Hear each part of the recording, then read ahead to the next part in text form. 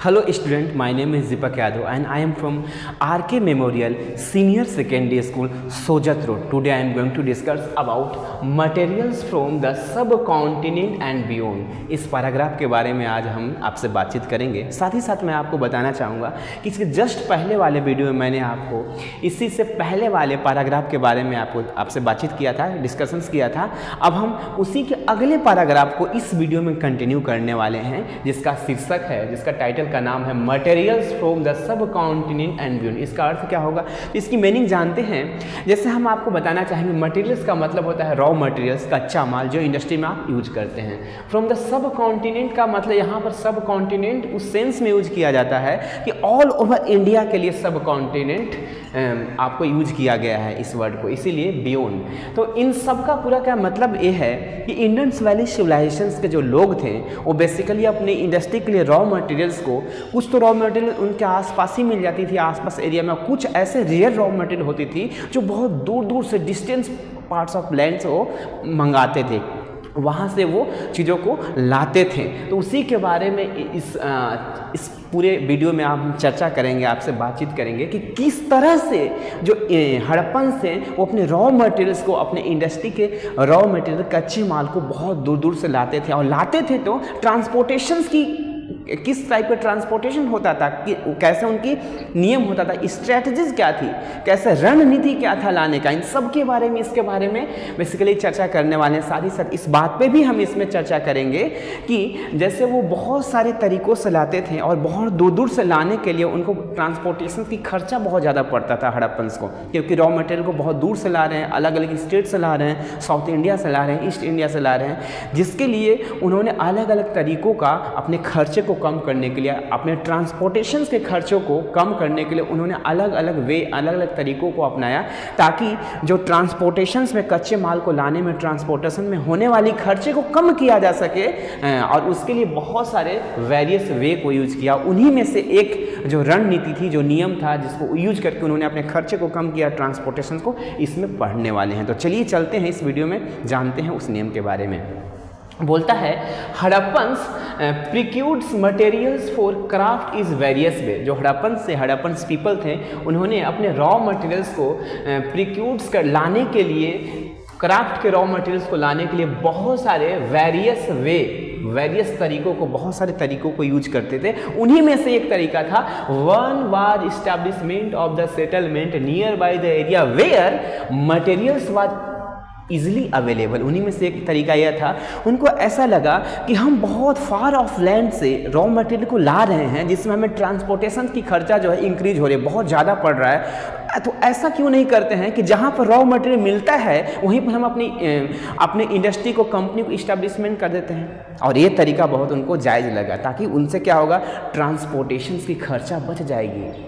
और इसीलिए उन्होंने क्या किया कि वह एक सेटलमेंट की, near by settlements where materials was easily available, जहाँ पर कच्चे माल आपको क्राफ्ट प्रोडक्शंस किया जाता था। तो क्राफ्ट प्रोडक्शंस के लिए जो कच्चे माल होता है, जो आपको मटेरियल्स, रॉ मटेरियल्स होता है, जहाँ भी मिलता था, जिस भी स्थान पे मिलता था, वहीं पर उन्होंने क्या किया, तो वहीं पर उन्होंने आसानी से सेटलमेंट बसाना शुरू कर दिया कि चलते हैं, जहाँ पर मिलेगा वहीं पर इसको इस्टेब्लिशमेंट कर देते हैं। उसी तरह उन्हीं में से अब इससे क्या हुआ, इससे यह हुआ कि जहाँ पर कच्चा माल मिल रही थी वहीं पर उन्होंने इस्टेब्लिशमेंट कर दिया कंपनी को। इससे क्या हुआ, इससे तो ये हुआ कि ट्रांसपोर्टेशन का खर्चा उनका बच गया आसानी से। और इस तरह से उन्होंने एक नई वेरियस वे में से एक नई तरीकों का यूज किया। अब एग्जांपल देखते हैं कौन कौन सा शहर को उसने इस्टेब्लिशमेंट उन्होंने किया जो कच्चे माल के निकट ही था। उनमें से एक एग्जांपल देखते हैं, नागेश्वर एंड बालाकोट। आपको इसके पहले वाले वीडियो में, उसके भी पहले वाले वीडियो में हमने नागेश्वर और बालाकोट के बारे में आपको पढ़ाया था। नागेश्वर और बालाकोट उन्हीं का एक बेस्ट एग्जाम्पल है। और ये बेसिकली आपको बताया था हमने कि ये इंडस्ट्रियल सिटी थी, और दोनों क्या है, तो दोनों जहाँ पर कच्चे माल मिलता है वहीं पर इसको इस्टेब्लिशमेंट किया गया था। बोलता है Nageshwar and Balakot where shell was available. Nageshwar और बालाकोट में क्या प्रोड्यूस की जाती थी, तो सैल का मतलब होता है शंख। तो सैल ऑब्जेक्ट का प्रोडक्शंस वहाँ पर किया जाता था। सेल ऑब्जेक्ट से बैंगल, लेडल, चूड़ियाँ या फिर स्कल्पचर्स वगैरह जो आपको खाने परोसने में यूज करते हैं उसको बनाया जाता था सेल ऑब्जेक्ट से। सेल का मतलब था शंख। और इसका ये कहाँ से मिलता है सल? तो सागर से मिलता है, ओशन से मिलता है, वाटर बॉडी से मिलता है। तो इसीलिए उन्होंने, क्योंकि वो वहाँ से लाना पड़ता था उनको, तो इसीलिए नागेश्वर और बालाकोट को समुद्र के निकट ही बसा दिया। क्यों बसाया? इसलिए बसाया कि यहाँ पर सेल ऑब्जेक्ट से बहुत सारे सामग्री को प्रोड्यूस किया जाता था, और सेल ऑब्जेक्ट कहाँ मिलेगी? समुद्र में मिलेगी। इसलिए उन्होंने ट्रांसपोर्टेशन के खर्चे को बचाने के लिए समुद्र के किनारे 2 शहर बसाया, जिसका नाम था आपको नागेश्वर एंड बालाकोट। तो आपको एग्जाम्पल के रूप में आपने देखा कि बहुत सारे वेरियस को वे को तरीकों को अपना रहे हो अपने ट्रांसपोर्टेशन के खर्चे को कम करने के लिए, और अधिक से अधिक मुनाफा प्रॉफिट कमाने के लिए बहुत ज़्यादा दिमाग लगा रहे हैं। और मैं आपको बताना चाहूँगा कि ये आज की बात नहीं है। इतनी दिमाग अपने खर्चे को कम करने के लिए, डिक्रीज करने के लिए आज नहीं लगाया जा रहा है, तो कब लगाया जा रहा है? एक 4000 ईयर एगो, आज से 4000 साल पहले की बात है।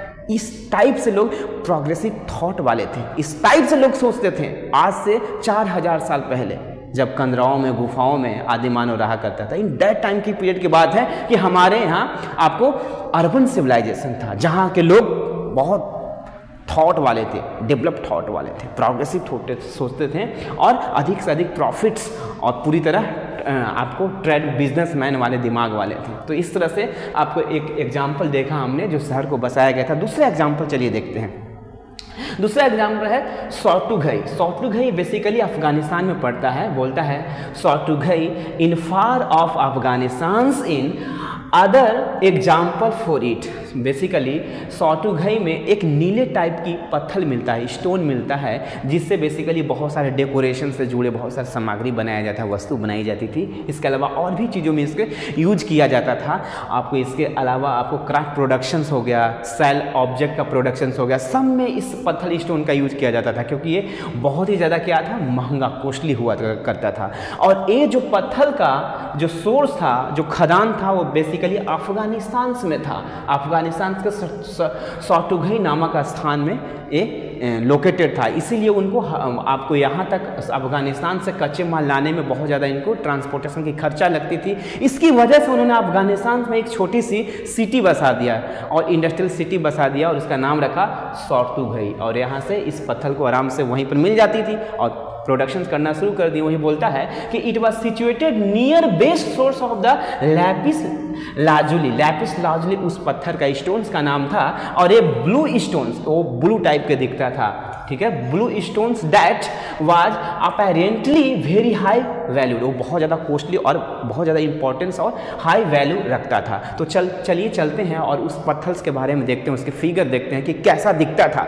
और इसीलिए उन्होंने बहुत, क्योंकि मूल्यवान था और उसको वहाँ से लाना, ट्रांसपोर्टेशन खर्चा पड़ते थे, इसीलिए सोर्टुघई नामक शहर बसाया गया, इंडस्ट्रियल सिटी बसाई गई। किन्होंने बसाया? तो हड़प्पन ने बसाया। कहाँ बसाया? तो अफगानिस्तान में सोर्टुघई नामक स्थान पर बसाया। तो चलिए चलते इसके फोटो देखते हैं, हम इमेज देखते हैं, और इमेज देखकर हम चीज़ों को समझाएंगे आपको कि क्या कैसा दिखता था वो चीज़ें। जैसे ये देख लीजिए, आपको ये ब्लू जो आपको नीले रंग का जो पत्थर था, यही इसी के लिए वहाँ पर आपको सोर्टुघई नामक सिटी बसाया गया था, इंडस्ट्रियल सिटी बसाया गया था अफगानिस्तान में। किसने बसाया? हड़प्पन ने। देखिए फिगर, इसी को जब तराशा जाता था तो इस रूप में आता था, वो इस तरह से दिखता था ब्लू पत्थर, और इसी के लिए उन्होंने वहाँ पर चीज़ों को इस्टेब्लिशमेंट किया था। अब आप चलते हैं फिर से उसी पॉइंट्स पे और कंटिन्यू करने वाले हैं। तो इस तरह से उन्होंने उनकी दिमाग को जरा देखिए, उनकी प्रोग्रेसिव थॉट को देखिए कि उन्होंने अपने खर्चे को कम करने के लिए इस तरह की तरीकों को वो अपना रहे थे। आगे चलते हैं।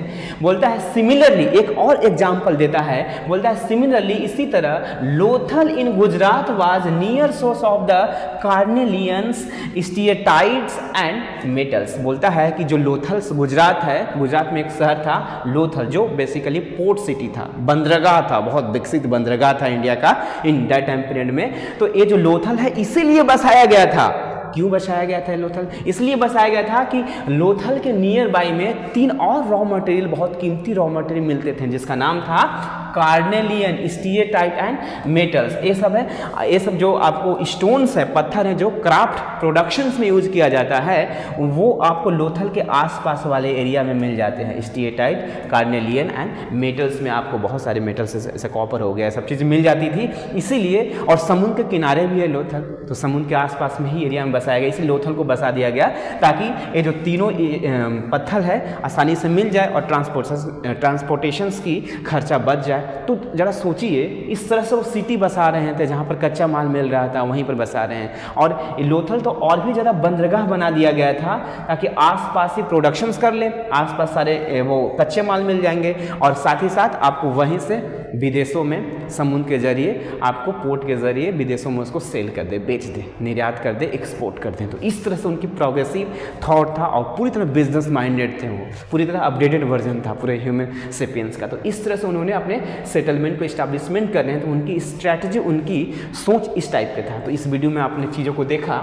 अगले वीडियो में फिर से हम आपको मिलेंगे और अलग इसी का materials from the subcontinent and beyonds, इसी का एक नेक्स्ट पार्ट के बारे में, पार्ट्स यानी नेक्स्ट भाग के बारे में हम बातचीत करेंगे, क्योंकि फिर इसी वीडियो में यदि हम सब करते हैं तो लंबा वीडियो हो जाएगा। तो चलिए चलते हैं, इसी टॉपिक को आप अगले वीडियो में फिर से हम डिस्कशन करेंगे आपके साथ। इतना आज के लिए इतना ही। थैंक यू सो मच, धन्यवाद।